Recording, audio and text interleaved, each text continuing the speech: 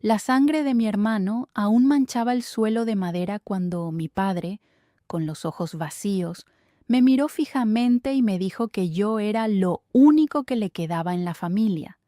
Fue entonces cuando comprendí que mi verdadera pesadilla no había hecho más que empezar. Antes de empezar, me gustaría saber desde dónde estás viendo la historia de mi vida. Suscríbete al canal y dale me gusta a este video. Me llamo Dorothy Malakay Wilson, pero aquí en Stonehenge, este pequeño rincón perdido en el interior de Virginia Occidental, todos me conocen como la abuela Dee, la anciana que vende tartas caseras en el mercado de agricultores los domingos. Tengo 84 años, el pelo blanco como el algodón y las manos callosas por décadas de trabajo duro. Los que me ven hoy, siempre sonriendo y dando golosinas a los niños, no pueden imaginar la historia de dolor y resiliencia que llevo en mi corazón. Nací en 1941, en una sencilla casa de madera, en una pequeña granja a unos 8 kilómetros de la ciudad. Nuestra propiedad no era grande, unos 12 hectáreas, en su mayoría terreno árido, pero con suelo fértil para plantar maíz, frijoles y papas cuando las lluvias llegaban a tiempo. Teníamos ganado, gallinas cacareando en el patio y un viejo burro llamado Dusty, que tiraba de nuestra carreta cuando íbamos a la ciudad. Mi padre, George Malake, era un hombre duro, de pocas palabras y muy exigente. Desde muy temprana edad le enseñó a mi hermano Jeremy a trabajar la tierra y a gestionar los pequeños negocios que tenía. Empezaron con un puesto al borde de la carretera a la entrada de nuestra propiedad. Luego, una pequeña tienda de piensos que abastecía a los vecinos y, finalmente, una ferretería en la ciudad. Jeremy era su orgullo, su reflejo, su continuación en este mundo. Un hombre que no tiene un hijo que siga sus pasos es como un árbol sin raíces, no deja huella en este mundo, solía decir mi padre después de unas copas de whisky, mientras filosofaba sobre la vida. Mi papel era ayudar a mi madre con las tareas domésticas, aprender a cocinar, coser, hacer jabón y conservas.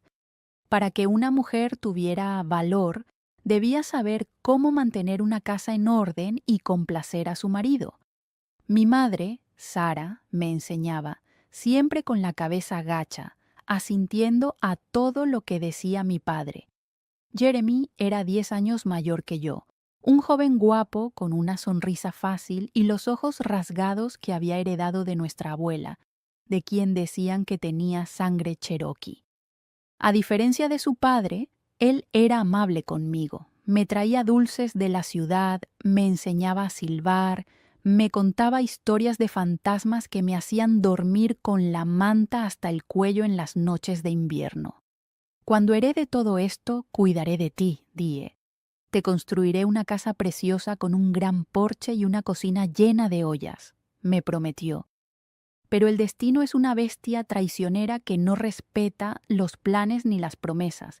En 1958, cuando yo tenía 17 años y Jeremy 27, el sarampión arrasó nuestra región como una tormenta, afectando a personas de todas partes. Primero los niños de la escuela, luego los adultos que nunca habían tenido la enfermedad de jóvenes. Jeremy fue uno de ellos. Al principio, solo era fiebre y algunas manchas rojas en la cara. No es nada, decía, terco como su padre, negándose a quedarse en la cama. Siguió trabajando en la tienda, expuesto a la lluvia, sin dormir bien. En 3 días la fiebre subió tanto que empezó a delirar, llamando a personas que no estaban allí, gritando que le ardía la espalda. Mi padre, finalmente, accedió a llevarlo a la ciudad, pero el camino estaba inundado por las lluvias. El jeep se atascó 2 veces. Cuando finalmente llegamos a la clínica, el médico solo negó con la cabeza. Tiene neumonía, además del sarampión. Haré lo que pueda, pero es grave. 3 días después, Jeremy dejó este mundo en una habitación sofocante que olía a medicamentos y sufrimiento. No tuvo fuerzas para despedirse adecuadamente. Solo me apretó la mano, me miró a los ojos y susurró: «Cuida de mamá, papá». Y se fue, llevándose consigo todos los sueños de mi padre. El funeral fue rápido, como todo en los pueblos pequeños. El sencillo ataúd de pino fue bajado a la tierra roja del cementerio municipal, mientras el pastor murmuraba oraciones apresuradas. Papá no derramó ni una sola lágrima. Permaneció como una estatua de cemento, con el sombrero en la mano, los ojos fijos en el agujero que se tragaba a su único hijo. Mamá sollozaba en voz baja, apoyada en mí, con las piernas debilitándose con cada palada de tierra que caía. Regresamos a casa en un pesado silencio que parecía sofocar incluso nuestros pensamientos. Aún no lo sabía, pero ese silencio era solo la calma antes de la tormenta. Durante una semana, papá apenas salió de su habitación, apenas comía, no hablaba con nadie. Lo oía recorrer la habitación toda la noche, las tablas crujiendo bajo sus pesados pasos. El sonido ocasional de vasos chocando indicaba que estaba bebiendo de la botella que guardaba escondida en el armario. La 7ª noche después del funeral me desperté con un estruendo. Corrí al salón en bata y encontré a mi padre en medio de la habitación, la mesa del comedor volcada, platos rotos en el suelo y sangre. Esa sangre, nunca la olvidaré, brotando de un corte en su mano donde un trozo de cristal se había clavado profundamente. «Ya no tiene sentido», gritó con los ojos vidriosos como los de un animal herido. «¿Para qué construir? ¿Para qué trabajar? ¿Para qué ahorrar si no tengo a nadie a quien dejar?» Mamá intentó calmarlo, hablándole en voz baja, acercándose lentamente como quien se acerca a un perro feroz. «Tenemos a la niña, George. Tenemos a Doye». Fue entonces cuando volvió sus ojos vacíos hacia mí y pronunció la frase que cambiaría mi vida para siempre. Esa. ¿Qué hará una mujer con todo lo que he construido? Se lo entregará al primer hombre que se le presente. No, Sara, ahora solo la tengo a ella, y tendrá que tener un propósito. Un escalofrío me recorrió la espalda. No entendí del todo lo que quería decir con eso, pero algo dentro de mí, tal vez el mismo instinto que hace que un pájaro vuele antes de que la serpiente ataque, me alertó del peligro.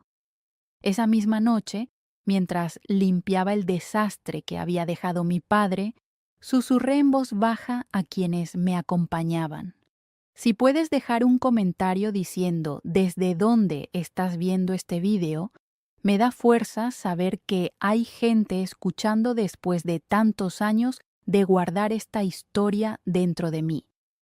Deja también un me gusta para que esta cuenta pueda llegar a más personas que quizá necesiten escuchar que es posible sobrevivir incluso a las peores pesadillas». En los días siguientes, mi padre empezó a cambiar. Me miraba de forma extraña durante las comidas. Empezó a exigirme que aprendiera sobre los negocios, que lo acompañara a la tienda en la ciudad, que entendiera las cuentas, las compras y las ventas, el inventario. «Si vas a heredar todo esto», decía que necesitaba cuidados, pero no había preocupación en esas palabras. Solo una furia contenida, como si cada explicación fuera una acusación. «Tú no eres Jeremy, nunca lo serás». Por la noche, después de cenar, empezaba a beber más de lo habitual. El whisky, que antes eran solo 1 o 2 tragos, se convertía en botellas enteras, y con la bebida llegaba la violencia. Primero contra objetos, rompiendo cosas, golpeando paredes, pateando puertas, luego contra mi madre. Empujones aquí, bofetadas allá, siempre seguidos de acusaciones sin sentido. Era culpa suya. No lo cuidó adecuadamente cuando era pequeño. Lo dejó débil. Mi madre solo bajaba la cabeza y lo aceptaba todo como si se lo mereciera. Intenté interferir, interponerme entre ellos.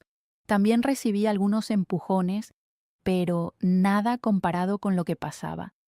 3 semanas después del funeral de Jeremy, me desperté en mitad de la noche con el ruido de la puerta chirriando.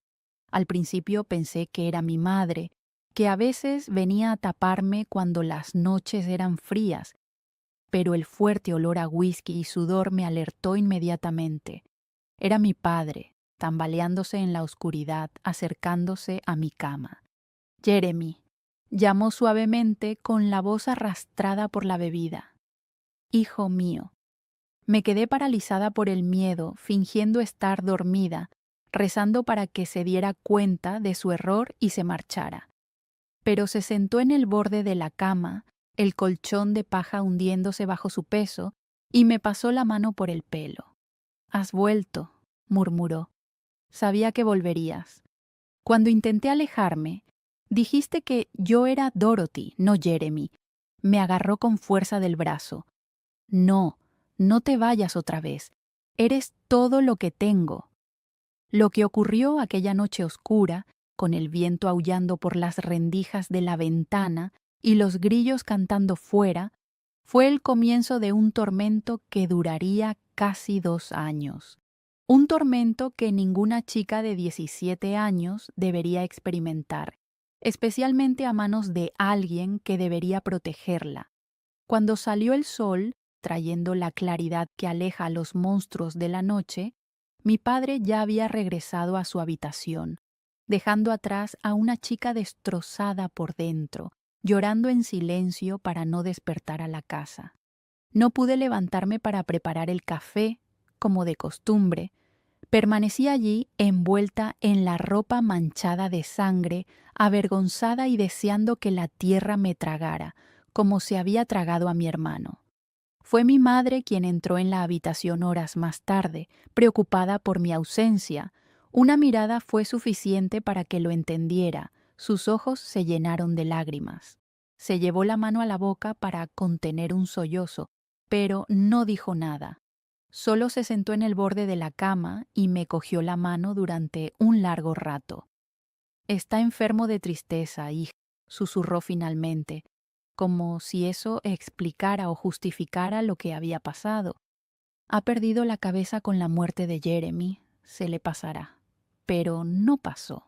Esa fue solo la primera de muchas noches en las que el monstruo al que solía llamar padre entraría en mi habitación, a veces llamándome Jeremy, otras veces sabiendo exactamente quién era yo, pero diciendo cosas horribles, que tenía que servir para algo, que era mi obligación sustituir al hijo que había perdido, que se lo debía por haberme criado.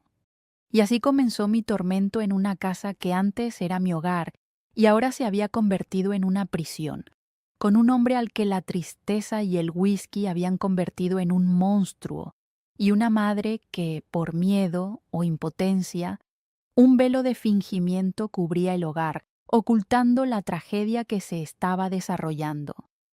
El recuerdo de aquellos días angustiosos todavía me oprime el pecho, incluso después de todos estos años. La muerte de Jeremy en 1958 parece como si hubiera sido ayer y puso mi vida patas arriba. Los días se convirtieron en semanas y el estado de mi padre se deterioró, como fruta que se pudre por dentro. Al principio, cuando había extraños presentes, mantenía la fachada de un hombre de familia respetable, devastado por la pérdida de su hijo, ocultando la realidad al mundo exterior. Los vecinos traían comida, consuelo y palabras de aliento. El pastor local pasaba de vez en cuando, ofreciendo rosarios y frases hechas sobre los misteriosos designios de Dios, pronunciando frases destinadas a ofrecer consuelo, pero desprovistas de comprensión genuina. Tras esas puertas cerradas existía una realidad diferente, solo nosotros tres en esa casa aislada. Un vívido recuerdo dominical resurge. El señor Anderson, el dueño de la tienda general, Nos visitó con su familia y trajo pan de maíz casero. Mi padre los recibió con cortesía, les ofreció café y conversó sobre el clima, las cosechas y la dificultad de llevar la tienda sin Jeremy. Yo, mientras tanto, permanecía en silencio en un rincón sirviendo a los visitantes, con la mirada desviada de todos. Cuando el señor Anderson preguntó por mi futuro en el negocio familiar, mi padre respondió con una sonrisa forzada. ¿Qué sabe una mujer de negocios, señor Anderson? Preguntó. Ella ayudará hasta que aparezca un yerno adecuado. Entonces le confiaré todo a él. Esas opiniones se consideraban normales en aquella época. Nadie las cuestionaba. La hija del señor Anderson, al observar mi agotamiento, comentó mi aspecto cansado, pero su madre la hizo callar diciendo que era por el dolor por su hermano. Ojalá hubieran entendido la razón de mis ojeras, el miedo que me hacía retroceder cuando alguien se acercaba. Aquel julio de 1958 marcó el primer colapso significativo de mi padre, una crisis que incluso los vecinos más lejanos notaron. La temporada de la cosecha del maíz estaba en pleno apogeo. Mi padre había contratado trabajadores para ayudar en el campo. Una mañana temprano, uno de los hombres, Curly Joe, informó de que había encontrado parte de la cosecha de maíz devastada, las mazorcas esparcidas por el suelo, como si hubieran sido arrancadas deliberadamente. El rostro de mi padre se volvió ceniciento, su cuerpo temblaba, sus ojos se hincharon y un grito escapó de sus labios, un sonido que debió de resonar en el mismísimo inframundo. Era Jeremy, enfadado conmigo. Corrió por la plantación arrancando más tallos de maíz a su paso, gritando el nombre de mi hermano, suplicando perdón, diciendo palabras sin sentido. Los trabajadores tuvieron que reducirlo y llevarlo de vuelta al interior. Resultó que una manada de jabalíes había causado los daños durante la noche. Sin embargo, en la mente fracturada de mi padre, se trataba de un presagio sobrenatural. Este incidente marcó el comienzo de un deterioro creciente, la dificultad cada vez mayor para ocultar su locura. Su comportamiento errático se manifestaba en la ferretería local. Acusaba a los clientes de engaño y a los empleados de robo sin pruebas, percibiendo el fantasma de Jeremy en todas partes, en las sombras, entre pilas de ladrillos y sacos de cemento. Pronto los clientes escasearon. La ferretería estaba perdiendo clientes debido a sus acciones cada vez más erráticas. El que fuera un hombre de negocios fiable era ahora una sombra de lo que había sido. La estructura misma de su respetable imagen se desmoronaba. El peso del dolor y la locura se cernía sobre él, ensombreciendo la ferretería y la comunidad. De repente, el padre comenzó a hablar con el aire, tirando mercancías al suelo en ataques de furia, vendiendo a crédito con una sonrisa un día y amenazando al mismo cliente con un cuchillo al día siguiente si volvía a cobrarle el cambio. Por esa época, el farmacéutico del pueblo, el señor Evans, le recetó un medicamento al padre, unas pastillas blancas en un frasco oscuro con una etiqueta en latín. «Para calmar los nervios», dijo. Mi madre intentó darle la medicina a escondidas en el café de mi padre, pero él siempre sospechaba. «¿Intentas envenenarme, mujer? ¿Crees que no sé lo que tú y tu hija estáis tramando?» En una de esas ocasiones le tiró café caliente a la cara a mi madre. La quemadura le dejó una marca roja en la mejilla que nunca se curó del todo. Aún así, ella siguió protegiéndolo, diciéndoles a los demás que no era culpa suya, que era el dolor de la pérdida lo que le había trastornado la mente. «Sara, ¿por qué no nos vamos de aquí?», le pregunté en voz baja. Una noche, mientras le poníamos pomada en la espalda, donde un cinturón le había dejado marcas moradas, Podríamos ir a casa de la tía Virginia en Charleston. Tú misma dijiste que siempre nos invita. Mi madre solo negó con la cabeza, con la mirada baja y la voz casi apagada. ¿Y dejar a tu padre así, enfermo? ¿Qué pensarán los demás? No, hija, un hombre es un hombre. Tenemos que aguantar. Dios lo ha querido así. Hizo una pausa y se pasó la mano por el rostro cansado. Además, ¿a dónde iría yo con una hija? Una hija que ya no es apta para casarse. Esas palabras dolieron más que cualquier cinturón. La madre sabía lo que pasaba las noches en que el padre entraba en mi habitación. Lo sabía y no hizo nada. Peor aún, pensaba que la vergüenza era mía y no suya.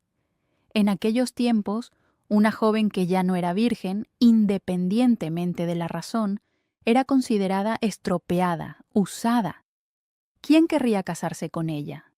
Y, sin matrimonio, ¿qué futuro tendría? Tragué los sollozos y el odio que empezaba a crecer dentro de mí.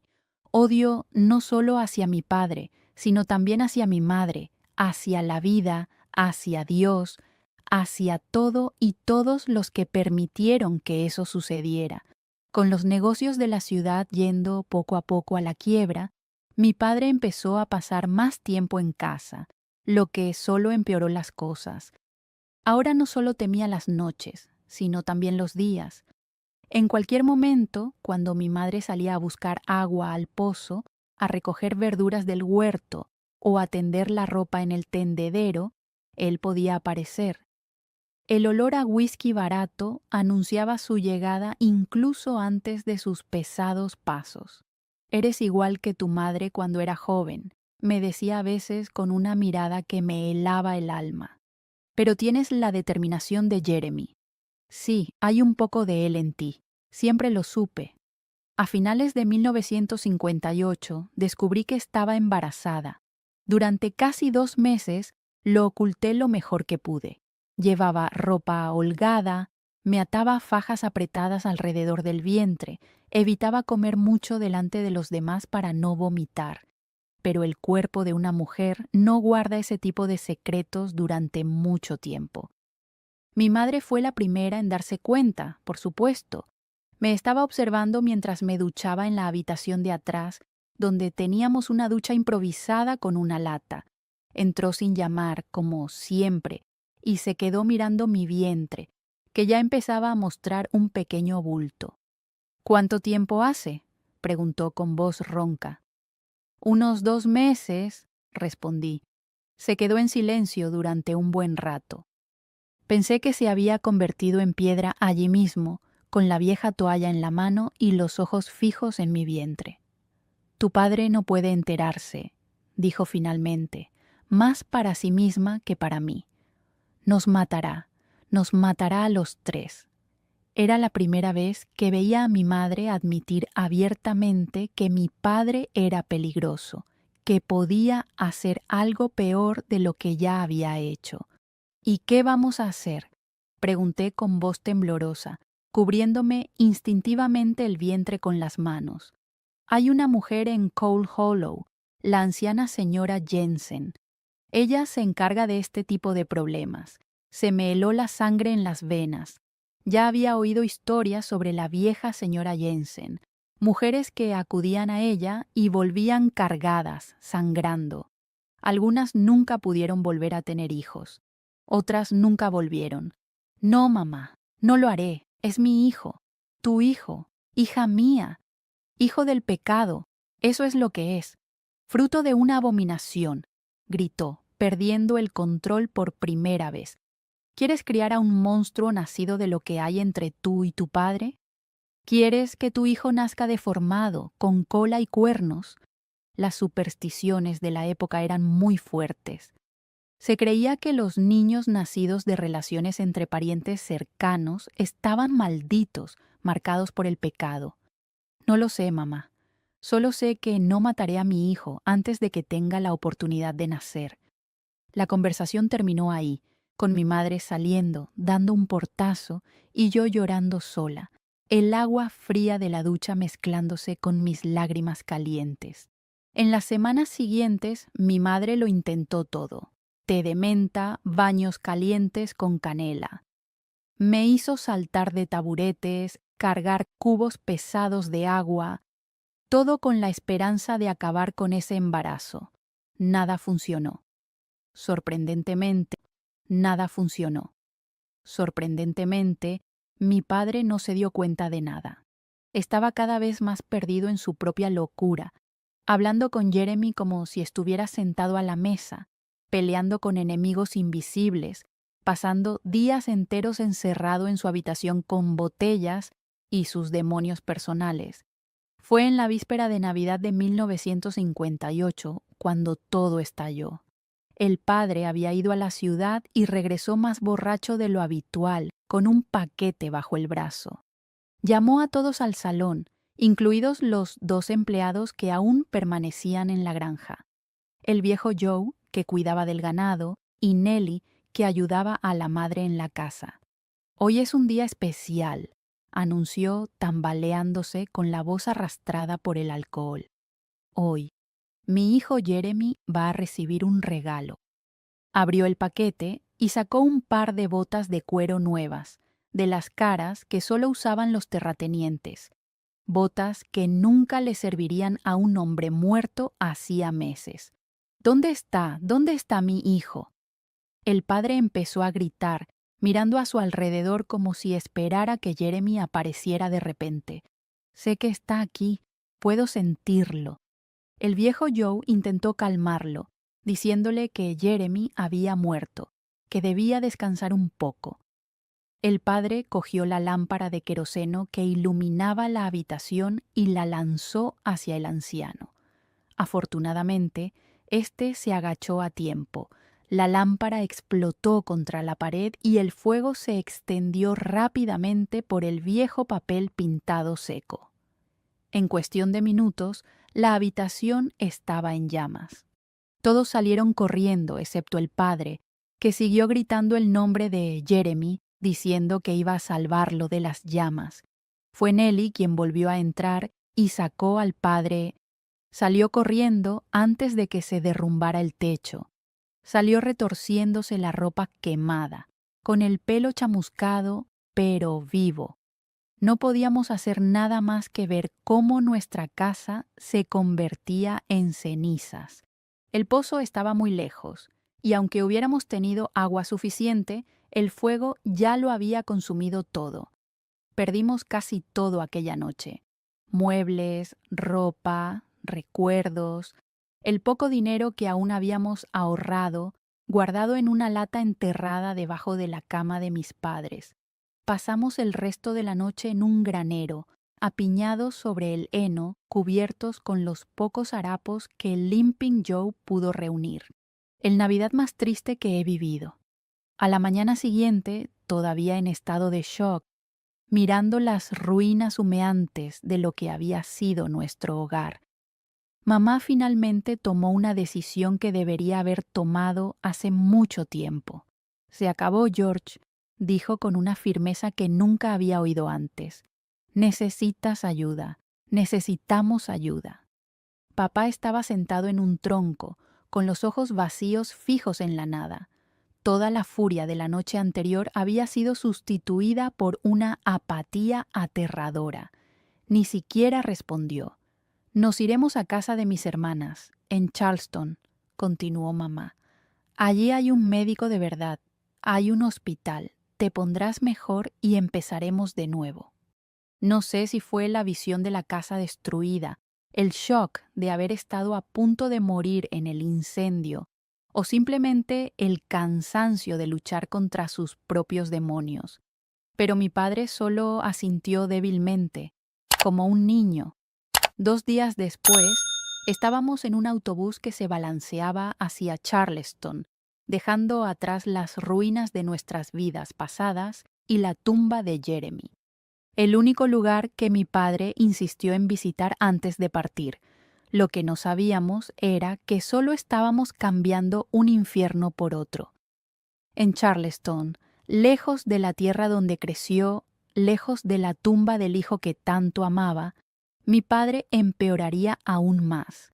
y yo, con el vientre creciendo cada día, estaba más vulnerable que nunca. Fue allí, en esa extraña ciudad, en la estrecha casa de la tía Virginia, donde aprendí que a veces hay que matar una parte de uno mismo para sobrevivir. Fue allí donde empecé a planear mi venganza. No una venganza de sangre o fuego, sino algo mucho más devastador. Charleston no era el paraíso que mamá me había prometido.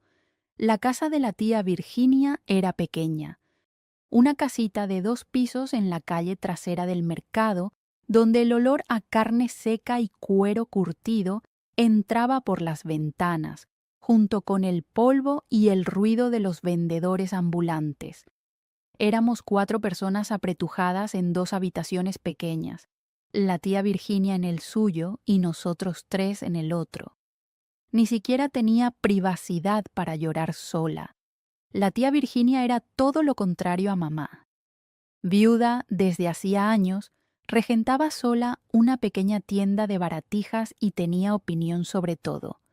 Fue la primera en notar mi barriga, que ya era difícil de ocultar.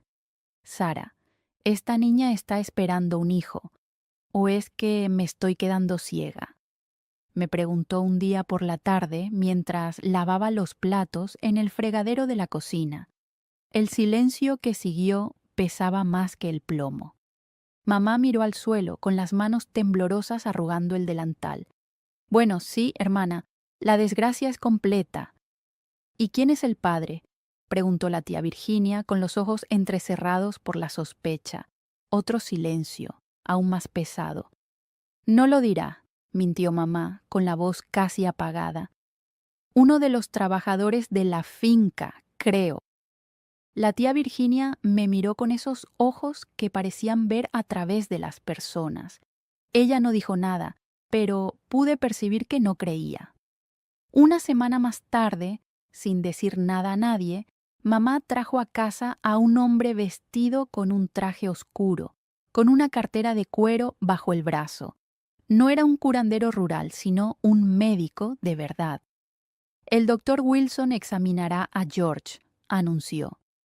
Dorothy, siempre atenta a cualquier signo de enfermedad, apenas se percató de la presencia del médico. Mi padre, que pasaba los días en el patio, mirando al vacío y murmurando para sí mismo, apenas respondió durante el examen. Respondió a las preguntas con voz débil, permitiendo que el médico le tomara las constantes vitales. Luego fue mi turno. Mamá intentó quedarse en la habitación, pero la tía Virginia insistió. «Deja que el médico trabaje, Sara», le ordenó. «Ve a preparar café». A solas con el médico, temblaba de aprensión. Me sentía terrible con ese hombre desconocido que me examinaba en mi delicado estado. Sin embargo, para mi sorpresa, el doctor Wilson fue muy amable y me explicó pacientemente cada paso del examen. Cuando terminó, una tristeza nubló sus ojos, una tristeza que reflejaba la mía. «¿Sabe quién es el padre?», preguntó con voz suave. Negué con la cabeza, consumida por la vergüenza, incapaz de decir la verdad. «¿De cuánto estás?», preguntó. «De unos 4 meses», susurré. «¿Y piensas seguir adelante con el embarazo?». La pregunta fue inesperada. Nadie había considerado mi elección. Mamá claramente esperaba lo contrario. El papel de mi padre, o la falta del mismo, seguía sin estar claro. Pero el doctor Wilson lo dejó claro. La decisión era mía. Respondí en voz baja, pero con determinación, afirmando mi intención de llevar el embarazo a término. Él asintió, anotó algo en un papel y me lo entregó. «Vitaminas», dijo. «Estás débil, anémica. Necesitas una mejor nutrición para el bebé». Al salir de la sala de exploración, mamá y la tía Virginia nos esperaban en la sala de estar, con una compostura tensa como violines bien afinados. El doctor Wilson se dirigió directamente a ellas. «Su marido, señora Malakai, sufre un trastorno nervioso grave», declaró. Requiere hospitalización inmediata en un sanatorio para recibir el tratamiento adecuado. ¿Un sanatorio?, exclamó mamá con horror en su voz. Se refiere a un hospital psiquiátrico, aclaró pacientemente el médico. Está experimentando delirios y alucinaciones, probablemente provocados por el dolor, que podrían empeorar sin tratamiento. Volviéndose hacia mí, continuó.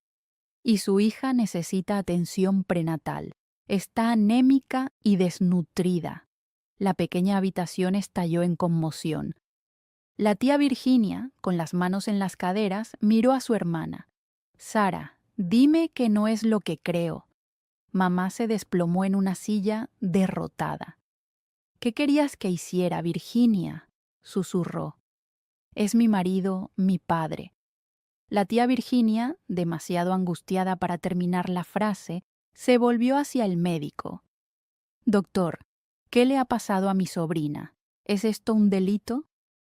El médico, intuyendo la acusación tácita, respondió con gravedad. Si es lo que estoy pensando, sí, es uno de los delitos más graves y lo denunciaré. Llamaré a la policía. La tía Virginia, ahogada por la emoción, expresó su preocupación. ¿Y la joven? ¿El bebé? Este tipo de situaciones se convierten en chismes. ¿Cómo sugiere que procedamos? El médico respondió con firmeza. El hombre necesita ser internado de inmediato. La hospitalización es segura. Los documentos no mencionaban el otro asunto, solo decían que tenía delirios, que había intentado incendiar la casa y que representaba un peligro para sí mismo y para los demás. Y así fue como, en una lluviosa mañana de febrero de 1959, 2 hombres vinieron a buscar a mi padre. Ni siquiera se resistió. Estaba tan sumido en su propia locura que apenas se dio cuenta de lo que estaba pasando. Entró en la ambulancia mirando al cielo, buscando algo en las nubes grises, susurrando el nombre de Jeremy. Cuando la ambulancia dobló la esquina, sentí un peso levantarse de mis hombros, como si por fin pudiera respirar después de meses de asfixia. Miré a mamá, esperando ver el mismo alivio, pero lo que vi fue algo diferente, una mezcla de culpa, vergüenza y, lo que más me dolió, ira dirigida hacia mí. Satisfecha, susurró cuando la tía Virginia entró en casa. Ahora todos lo sabrán. ¿Cómo has podido hacerle eso a tu propio padre? Me quedé sin palabras. ¿Cómo podía culparme? ¿Cómo podía defender a ese hombre después de todo lo que había hecho? Pero pronto lo entendí. Mamá era producto de una época en la que las mujeres eran educadas desde pequeñas para aceptar, callar y aguantar. Los hombres son así. Las mujeres tienen que aguantar. Tú hiciste algo para provocarlo. Esas eran frases que había escuchado toda mi vida. Violó a su propia hija, mamá, dije en voz baja, usando por primera vez la palabra correcta para lo que había sucedido. Y tú lo sabías. Dejaste que sucediera. Ella me golpeó en la cara. La única que me ha dado en toda mi vida. No vuelvas a repetirlo. Tu padre está enfermo. No sabe lo que hace. La tía Virginia apareció en la puerta de la cocina, atraída por los gritos. Si le vuelves a pegar, Sara, la que se va de esta casa eres tú, no ella. Fue el comienzo de una guerra fría que duró meses. Mamá apenas me hablaba, como si hubiera traicionado a la familia al permitir que papá fuera hospitalizado. Se pasaba el día llorando en un rincón. Lo visitaba en el sanatorio siempre que podía y volvía diciendo que estaba mejorando, que pronto volvería a casa, con nuestra familia. Mientras tanto, mi barriga crecía. La tía Virginia me llevó a consultas con el doctor Wilson, compró tela para hacer ropa de embarazada, incluso empezó a preparar una cuna para el bebé. Para explicar mi situación a los vecinos y conocidos, se inventó una historia de que era viuda, que mi marido había muerto en un accidente en la granja poco después de la boda. En aquellos días, Ser viuda era más aceptable que ser madre soltera. Fue durante una de esas consultas, ya en el 6º mes de embarazo, cuando el doctor Wilson me dio una noticia que lo cambió todo. Señorita Dorothy, está embarazada de gemelos. Casi me caigo de la silla. Gemelos, 2 hijos que criar sola en una época en la que apenas podía imaginar cómo criaría a uno. ¿Está seguro, doctor? Absolutamente. Puede oír 2 latidos distintos. Salí de la consulta aturdida, con las manos sobre mi vientre, que ahora tenía más sentido, demasiado grande para la etapa del embarazo. La tía Virginia, que me esperaba en la sala de espera, vio mi cara e inmediatamente me preguntó qué había pasado. Son 2, tía, 2 bebés.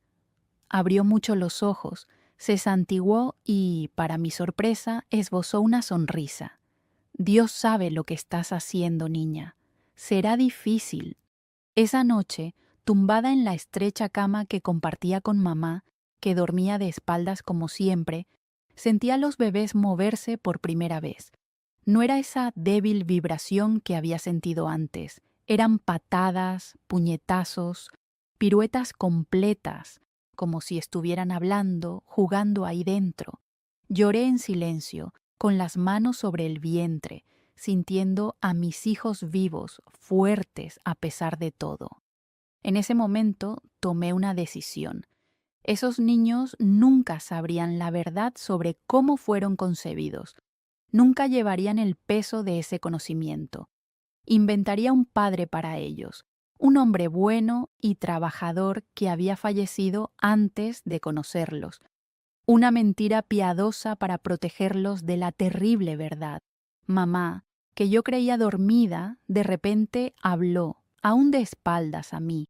¿Qué harás cuando nazcan estos niños, Dorothy? ¿Cómo los criarás? ¿Con qué dinero? No lo sé, mamá. Solo sé que son mis hijas y que las amaré. Y cuando vuelva su padre, ¿qué le dirás? Sentí un escalofrío recorriendo mi espalda. No había pensado en eso. En los últimos meses casi había logrado olvidar que su padre existía, que algún día podría salir del sanatorio y volver a nuestras vidas. No volverá, mamá, no a mi vida, nunca más. Finalmente se dio la vuelta. Sus ojos brillaban en la oscuridad. Es tu padre, Dorothy. Su sangre corre por tus venas, por las venas de estas niñas. No hay escapatoria. Sus palabras me atormentaron durante los días siguientes. ¿Y si tenía razón? ¿Y si no había escapatoria de la sangre, de la herencia, de la maldición? ¿Y si mis hijos ya hubieran nacido marcados, condenados a repetir los errores de su padre, de su abuelo? Fue la tía Virginia quien me salvó de ese pozo de pensamientos oscuros. Tonterías, dijo cuando finalmente me armé de valor para compartir mis miedos. La maldición de la sangre es cosa de ignorantes. Lo que hace a una persona es su carácter, sus elecciones, no su sangre. Mírame a mí y a tu madre, mismos padres, misma educación, y somos tan diferentes como el agua y el aceite. Pero, ¿y si nacen diferentes, con algún problema? Si es así, los amaremos igual y los cuidaremos, enseñándoles lo que está bien y lo que está mal, lo que sus padres no supieron hacer con su padre. A finales de julio de 1959, mientras Charleston se preparaba para el Día de la Independencia, sentí las primeras contracciones. Eran las 2 de la madrugada y me desperté con un dolor que parecía partirme el vientre por la mitad. Mamá no estaba en casa. Se había ido a pasar unos días al sanatorio con mi padre, que, según ella, estaba teniendo una crisis peor que las anteriores. La tía Virginia, siempre práctica, ya lo había dispuesto todo con una comadrona experimentada que vivía a 2 manzanas de distancia. En 20 minutos, la señora O'Leary estaba a mi lado, examinándome con sus manos callosas pero gentiles, guiándome a través de los dolores que aumentaban cada minuto. Será un parto difícil, niña, me advirtió, Hay dos y vienen un poco de lado. Necesitarás fuerza. La fuerza era algo que había aprendido a tener en los últimos meses. Las 16 horas de parto que siguieron fueron las más difíciles de mi vida hasta ese momento. Pero cuando finalmente escuché el llanto del primer bebé, seguido minutos después por el del segundo, todo había valido la pena. 2 niños, anunció la señora Ori, colocando...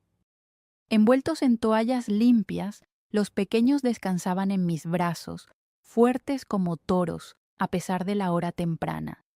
Miré esos rostros rojos, arrugados y perfectos, y no vi en ellos ni la sombra de mi padre, solo una vida nueva y pura, esperando a ser escrita.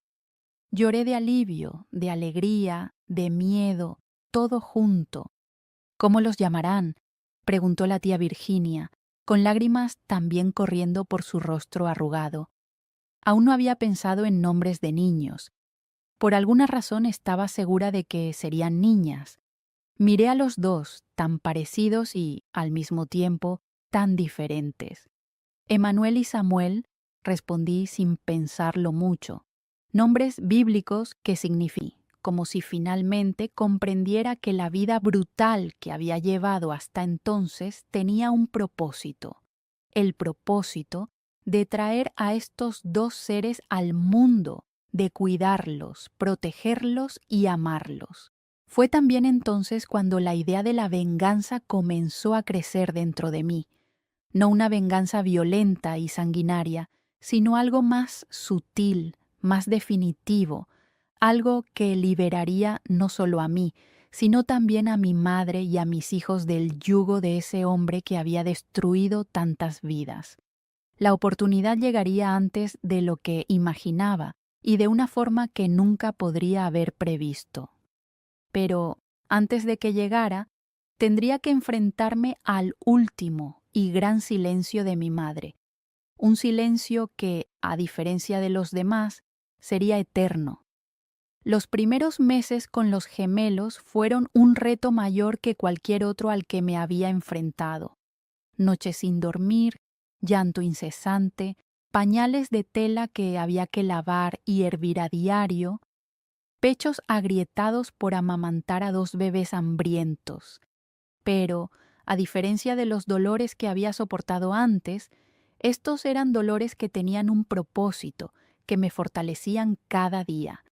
La tía Virginia fue un ángel durante ese período. A pesar de su avanzada edad, se despertaba en medio de la noche para ayudarme con los niños. Usando sus conocimientos, calmaba los cólicos, ayudaba a los bebés a regurgitar e incluso inventó una especie de canguro doble para que pudiera llevar a los dos al mismo tiempo cuando tenía que ir al mercado o a la iglesia. Mamá volvió del sanatorio 3 semanas después del nacimiento de los gemelos. Entró en casa en silencio, miró a los bebés durmiendo en una cuna improvisada y no dijo ni una palabra. Parecía más vieja, más encorvada, como si el peso del mundo se hubiera doblado sobre sus hombros. ¿Cómo está papá?, le pregunté más por cortesía que por interés. ¿Peor?, respondió simplemente. Los médicos dicen que no hay esperanza, que estará internado el resto de su vida. Sentí un alivio tan grande al oírlo que me avergoncé. Al fin y al cabo, estábamos hablando de mi padre, el hombre que me crió, al que un día amé y respeté. Pero la verdad es que la perspectiva de que nunca saliera de allí, de que nunca más pudiera hacernos daño, fue como quitarme un gran peso de encima. ¿Ha dicho algo más el médico?, preguntó la tía Virginia, llevándole un café a su hermana. Mamá dudó, me miró y luego bajó la vista hacia el café que humeaba en la taza de porcelana. Dijeron que tiene una enfermedad cerebral que empeora progresivamente, que algún día no reconocerá a nadie ni será capaz de cuidar de sí mismo. ¿Qué enfermedad es esa?, insistí, curiosa. No consigo recordar el nombre. Empieza por P o algo así. Años más tarde, trabajando en el hospital, descubrí que probablemente se trataba de parálisis general, una complicación neurológica de la sífilis en estado avanzado, una enfermedad que sin duda contrajo en sus andanzas por los burdeles de la región. Sin tratamiento durante años, la enfermedad le afectó al cerebro, lo que contribuyó a la locura que se había agravado desde la muerte de Jeremy. En aquellos primeros meses de 1960, mientras mis hijos crecían fuertes a pesar de haber nacido prematuros, empecé a pensar en el futuro.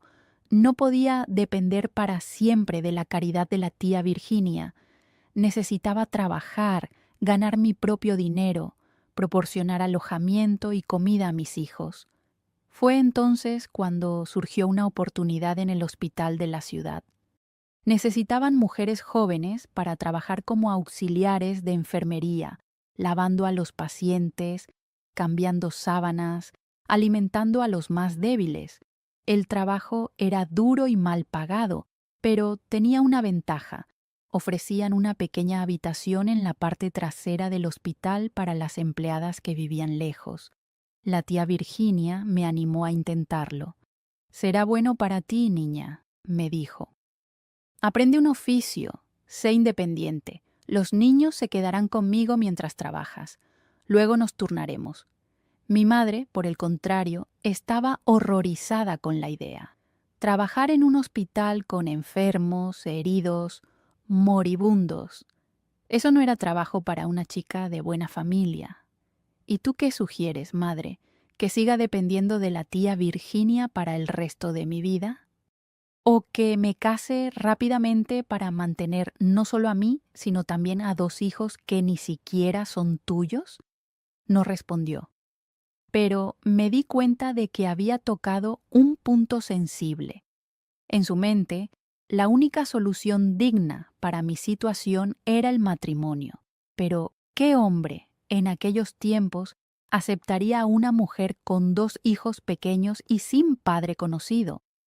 Las posibilidades eran mínimas y, aunque apareciera algún pretendiente, probablemente sería por interés en las propiedades que mi padre aún poseía en mi tierra natal, tierras que legalmente aún eran suyas, a pesar del hospital. Conseguí el trabajo en el hospital y empecé 2 semanas después. Al principio fue difícil. El olor a desinfectante, el dolor de los pacientes, los gemidos durante la noche. Pero pronto me acostumbré. Descubrí que tenía talento para ello. Manos delicadas para limpiar heridas, voz firme pero amable para calmar a los agitados, valor para afrontar situaciones que hacían desmayar a otras empleadas. En 6 meses ya me habían ascendido a auxiliar de enfermería. Una de las enfermeras jefe, la señora Olivia, me acogió. Era una mujer de unos 50 años, que nunca se había casado y había dedicado su vida a la profesión. Me enseñó todo lo que sabía: cómo poner inyecciones, tomar la tensión arterial, reconocer los síntomas de enfermedades comunes, calmar a los pacientes difíciles. «Tienes un don, niña», me decía. «Podrías ser una enfermera de verdad con un título en todo. Hay una escuela en Richmond». La idea se me pasó por la cabeza, pero aún parecía un sueño lejano. ¿Cómo iba a estudiar en Richmond con 2 hijos pequeños que criar?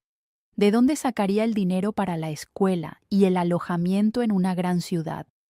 Los gemelos habían cumplido 1 año y ya balbuceaban sus primeras palabras, daban pasos inseguros, se agarraban a los muebles y llenaban la casa de alegría. La tía Virginia los adoraba, los llamaba mis nietitos, les contaba cuentos, les hacía muñecas de trapo para que jugaran. Incluso mi madre, que al principio apenas miraba a los bebés, empezó a encariñarse con ellos. Lo noté. Mientras mecía a Samuel, cantando suavemente una nana que solía cantarme cuando era pequeña, sentí un nudo en la garganta. A pesar de todo, seguía siendo mi madre. Fue por esa época cuando conocí a Robert, un joven farmacéutico que había abierto una pequeña farmacia cerca del hospital. Siempre venía a entregar medicamentos al departamento y empezamos a hablar. Era un hombre educado, amable, de buena familia. Pronto empezamos a salir, siempre acompañados, por supuesto, como exigía la costumbre de la época. Él sabía de mi situación, que era viuda con 2 hijos pequeños, y no parecía importarle. «Admiro tu valentía», me dijo una vez, mientras paseábamos por el parque después de la misa dominical, criando a 2 hijos sola, trabajando en el hospital, enfrentándome a los prejuicios de la gente. Ninguna mujer normal haría eso. Por un momento me permití soñar. Quizás él era el nuevo comienzo que esperaba. Quizás podríamos formar una familia. Él, yo, Emanuel y Samuel. Una verdadera familia, basada en el respeto y el afecto, no en el miedo y el abuso. Pero el destino, una vez más, tenía otros planes. En una fría mañana de mayo de 1961, me llamaron urgentemente al sector. Había llegado un nuevo paciente en estado grave. Cuando entré en la habitación y vi quién era, se me heló la sangre en las venas. Era mi madre, pálida como la cera, con los labios azulados, respirando con dificultad. «¿Qué ha pasado?», le pregunté a la enfermera que la atendía. «Un problema cardíaco, al parecer. La ha traído su hermana. Dice que se desmayó de repente en la cocina». Corrí a su lado y le cogí la mano fría. «Mamá, soy yo, Dorothy. ¿Me oyes?». Abrió los ojos lentamente, enfocándome con dificultad. «Dorothy, perdóname». «¿Perdonarte qué?». «Mamá, no hables ahora. Descansa. Tengo que contártelo». Me apretó la mano con una fuerza sorprendente para alguien tan débil. «Tu padre, él no es...». No terminó la frase. Sus ojos se voltearon hacia atrás. Todo su cuerpo tembló con violentas convulsiones. Y luego se quedó inmóvil. Los médicos intentaron reanimarla, pero era demasiado tarde. «Un ataque cardíaco repentino y masivo», dijeron después, «rápido y sin posibilidades de sobrevivir». Me quedé allí, sosteniendo su mano aún caliente, tratando de entender lo que quería decirme en sus últimos momentos. «Tu padre, él no es... ¿No es qué?». La frase incompleta me atormentaría durante meses, durante años, hasta que finalmente descubrí la verdad. Ella casi se va. El funeral fue sencillo, como el de Jeremy, excepto que esta vez llovía. Una fina llovizna que parecía lágrimas del cielo. La tía Virginia lloró mucho, aferrándose a mi brazo. Los gemelos, demasiado pequeños para entender lo que estaba pasando, se quedaron en casa con una vecina. Tras la muerte de mi madre, algo cambió dentro de mí. Era como si se hubiera roto el último hilo que me unía al pasado. Ahora solo quedábamos mis hijos y yo, y cualquier futuro que pudiéramos construir. Y, por supuesto, un último asunto que resolver. Mi padre seguía ingresado, una sombra que se cernía sobre nuestras vidas. Tía Virginia me llamó para tener una charla seria una semana después del funeral. «Dorothy, hay algo que tu madre me pidió que te dijera si le pasaba algo. Prometí que no lo diría mientras ella viviera, pero ahora estoy aquí sentada, con el corazón acelerado. ¿Será la continuación de esa última frase que la muerte interrumpió? Es sobre tu padre», continuó, con voz temblorosa, «sobre lo que hizo...». «Tío, ya lo sabes, tía, no es eso. Sobre quién era realmente». Hizo una pausa, como si reuniera valor. «George no es tu padre biológico, Dorothy». Fue como si el suelo se hubiera desvanecido bajo mis pies. No era posible. Tenía que haber algún error. «¿Qué quieres decir?». «Claro que lo es. Siempre lo ha sido. Mamá nunca...». Tu madre tenía 16 años cuando conoció a un joven de la ciudad, un estudiante de derecho que estaba de vacaciones en la zona. Se enamoraron. Y bueno, ya sabes cómo son estas cosas. Cuando tu madre descubrió que estaba embarazada, el joven ya había regresado a Richmond. Su familia, mis padres, se enfadaron mucho. organizaron un matrimonio apresurado con George, que era capataz en la granja vecina y estaba interesado en las tierras que mi padre dejaría en herencia.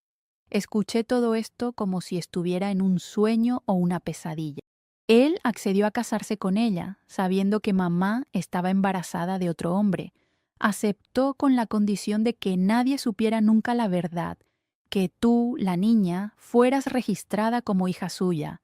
Y así se hizo. ¿Y mi verdadero padre nunca supo de mí? Tía Virginia negó con la cabeza tristemente.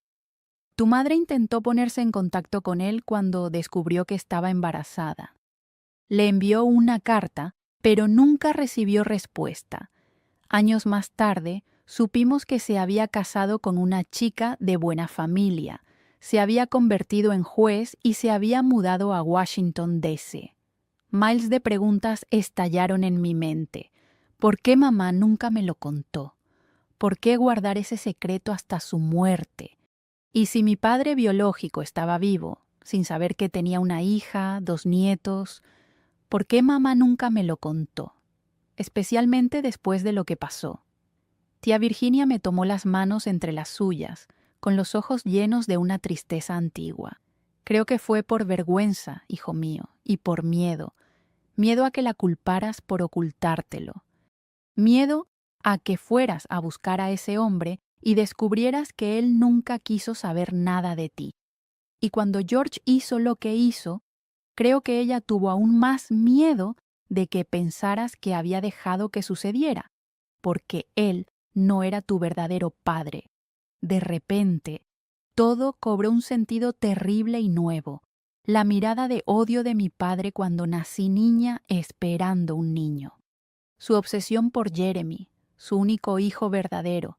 La facilidad con la que cruzó esa línea prohibida, violando a la hija que nunca consideró realmente suya. Y mamá, su silencio, su culpa, su incapacidad para protegerme, todo tenía ahora un nuevo significado. No era solo miedo, un marido violento. Era miedo de que un secreto guardado durante décadas saliera a la luz. Esa noche, sola en mi pequeña habitación al fondo del hospital, lloré todas las lágrimas que aún necesitaba llorar, por la niña que fui, por la madre que perdí, por el padre que nunca conocí, por los hijos que ahora llevaban la sangre de un hombre que ni siquiera era mi verdadero padre. Cuando salió el sol, una idea se formó en mi mente. Una idea tan perfecta, justa y deliciosamente vengativa que casi sonreí al pensar en ella. La venganza con la que había soñado durante tanto tiempo estaba ahora a mi alcance y sería más completa de lo que jamás había imaginado. Para llevarla a cabo, sin embargo, necesitaría ayuda y la persona adecuada para ello acababa de entrar en mi vida. Robert, el joven farmacéutico que... Mi creciente inclinación por construir un futuro con él, a pesar de mi turbulento pasado, ocultaba una venganza por construir un futuro con él, a pesar de mi turbulento pasado, ocultaba una venganza que tomaría un rumbo inimaginable, con un precio mucho más alto de lo que había calculado. La revelación de que George no era mi padre biológico lo cambió todo. Fue como si un confuso rompecabezas finalmente encajara y revelara la imagen completa. ¿Por qué siempre favorecía a Jeremy? ¿Por qué me miraba con odio disimulado desde pequeña? ¿Por qué cruzaba esa línea inaceptable con tanta facilidad? En su mente enferma, yo no era realmente su hija. Solo era la prueba viviente de la traición de mi madre, una intrusa en la familia que se vio obligado a aceptar. De ahí surgió mi plan de venganza. No sería una venganza sangrienta. No me mancharía las manos como él había manchado su alma. Sería algo más sofisticado, completo, algo que le quitara lo único que aún le importaba, su nombre, su herencia, su legado. Robert se acercó a mí durante ese periodo. Era un hombre diferente a todos los que conocía. Educado, amable, paciente con mis hijos. Cuando finalmente reuní el valor para contarle toda la historia, la verdadera, y no la versión de viuda que todos creían, esperaba ver repulsa, rechazo, pero lo que vi fue compasión y una justa ira dirigida no hacia mí, sino hacia George. Este hombre tiene que pagar por lo que ha hecho, dijo Robert, sosteniendo mis manos, no solo a ti, sino a tu madre, a tus hijos. Ya está pagando, respondí, encerrado en ese manicomio, perdiendo cada vez más la cordura. Pero no es suficiente. Quiero que sepa que ha fracasado por completo, que no ha dejado nada bueno en este mundo. Robert comprendió inmediatamente lo que quería decir.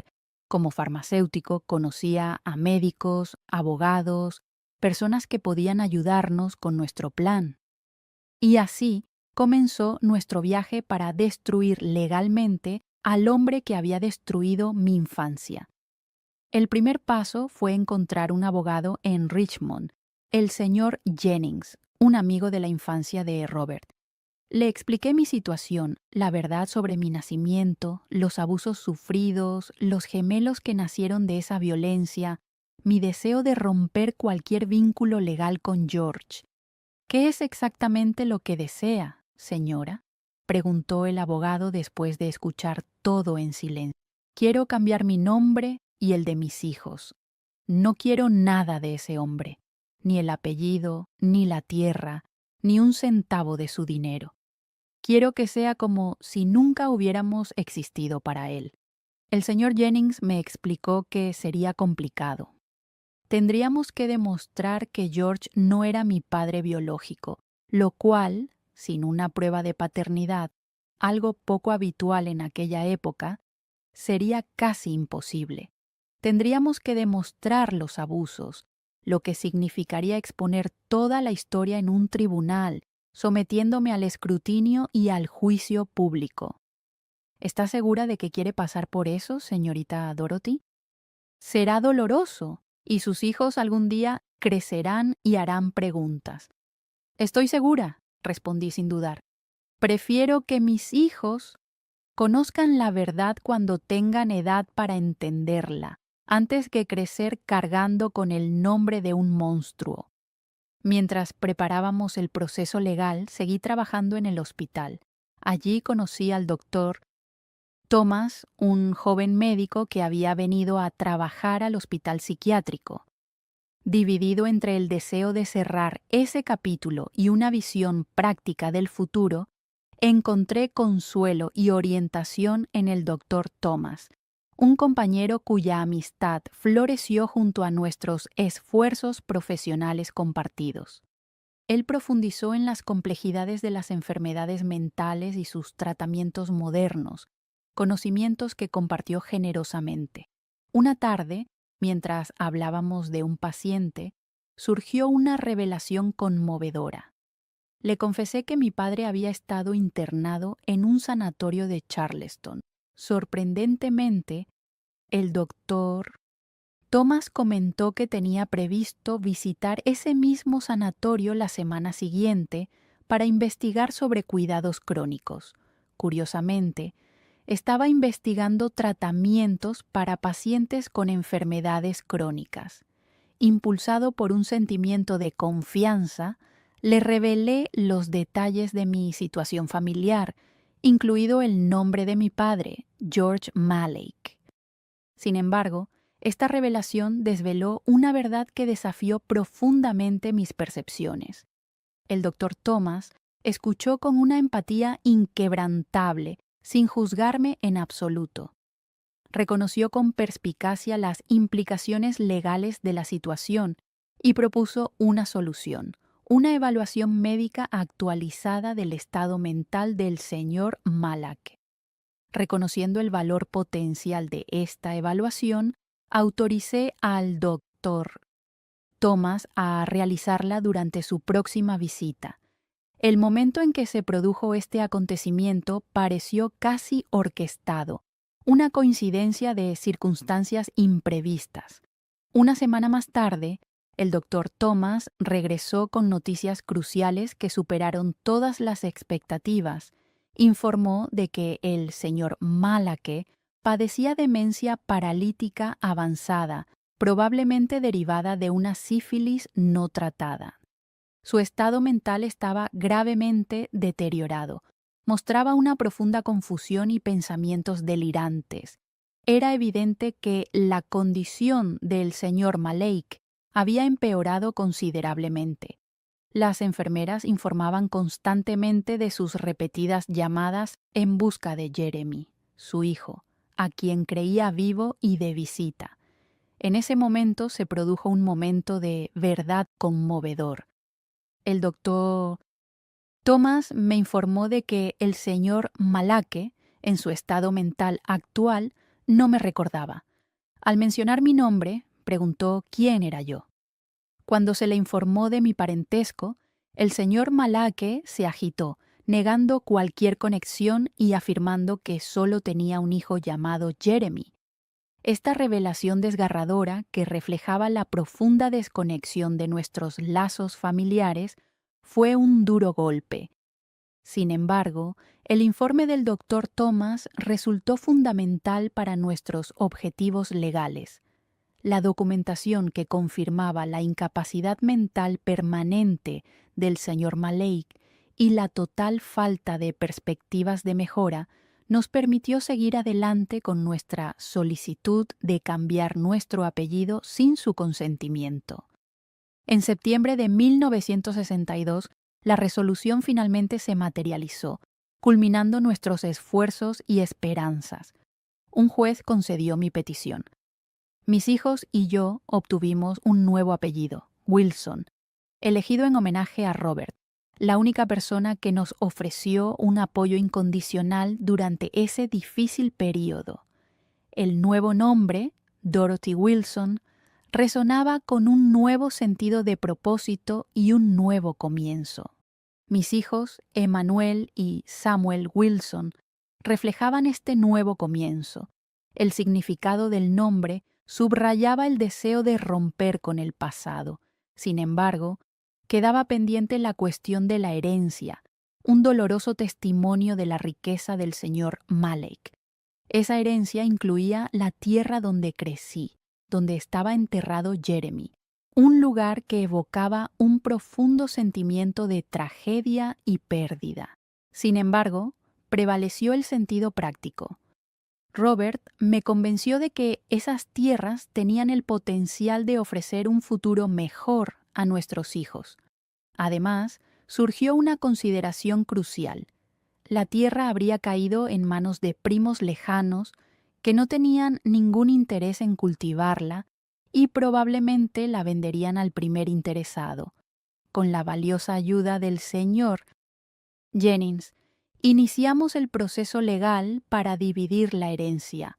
La parte que abarcaba la casa familiar y la tumba de Jeremy se vendió para cubrir los considerables gastos médicos y hospitalarios incurridos por el señor Maleik, mientras que las parcelas restantes se reservarían para el futuro de nuestros hijos. En noviembre de 1962, una noticia cerró un capítulo de la historia. George había fallecido en el sanatorio, víctima de una neumonía que su cuerpo debilitado no pudo combatir. Murió solo, sin familiares a su lado, llamando a un hijo que ya no existía. No asistí al funeral. Solo envié un ramo de flores sin tarjeta, sin mensaje.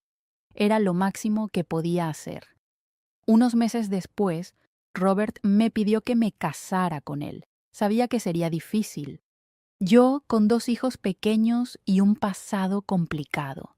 Él, de familia acomodada, con un futuro prometedor por delante. Pero insistió, diciendo que no le importaba lo que pensaran los demás. Quería construir una vida conmigo, Dorothy, contigo y con tus hijos. Si lo preferíamos, podíamos empezar de nuevo en otro lugar. Me casé con Robert un domingo de abril de 1963, en una ceremonia sencilla en la iglesia de Charleston, Maine. La tía Virginia era la única familiar presente a mi lado.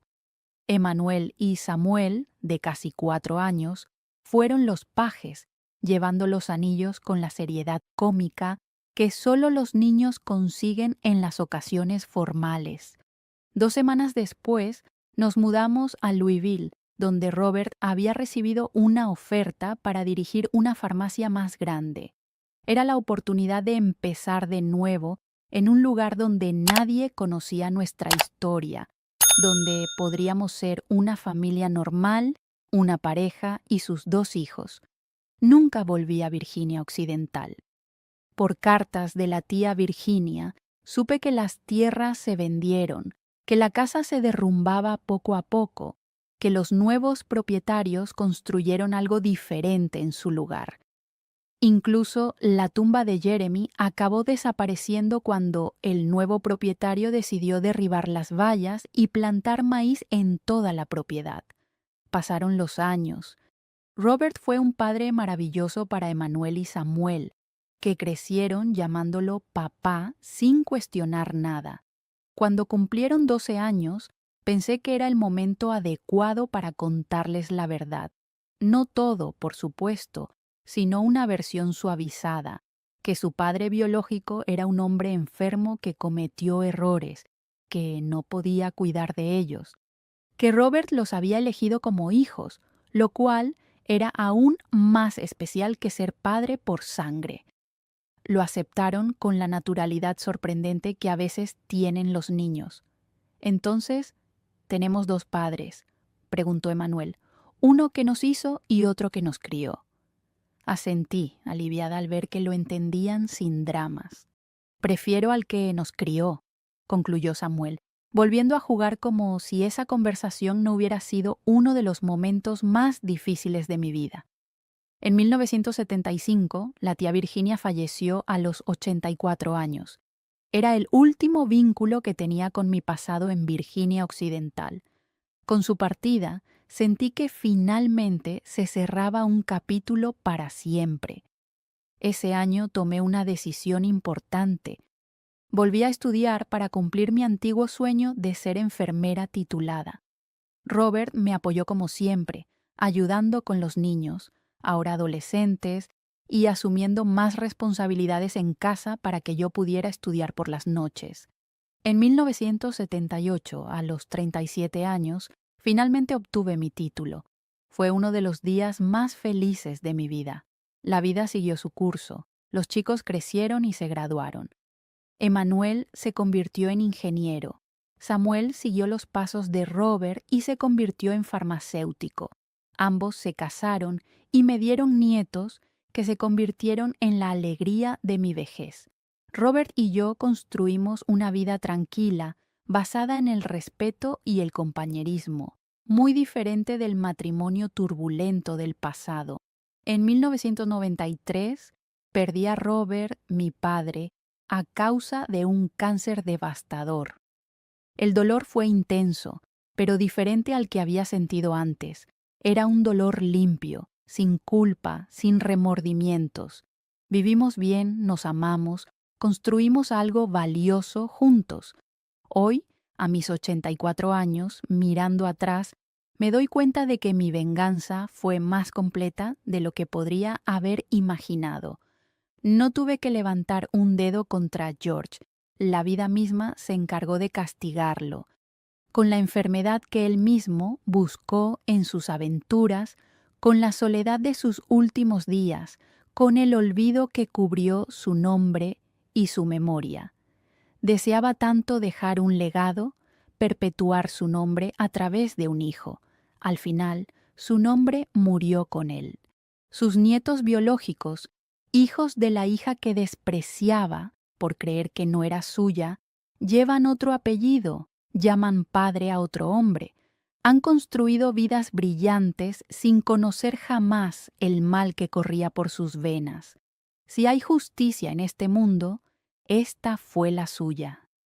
No la venganza sangrienta con la que soñé tantas veces en mi juventud, sino el completo borrado de un hombre que consideraba tan importantes su nombre y su sangre.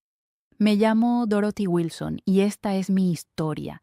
Si te ha llegado al corazón de alguna manera, por favor, dale a me gusta para que otros también la conozcan. Cuéntame en los comentarios desde dónde la estás viendo, porque cada mensaje me hace sentir que no estoy sola cargando con este pesado fardo. Y suscríbete al canal para seguir otras historias de mujeres que, como yo, encontraron fuerza donde parecía no haber ninguna.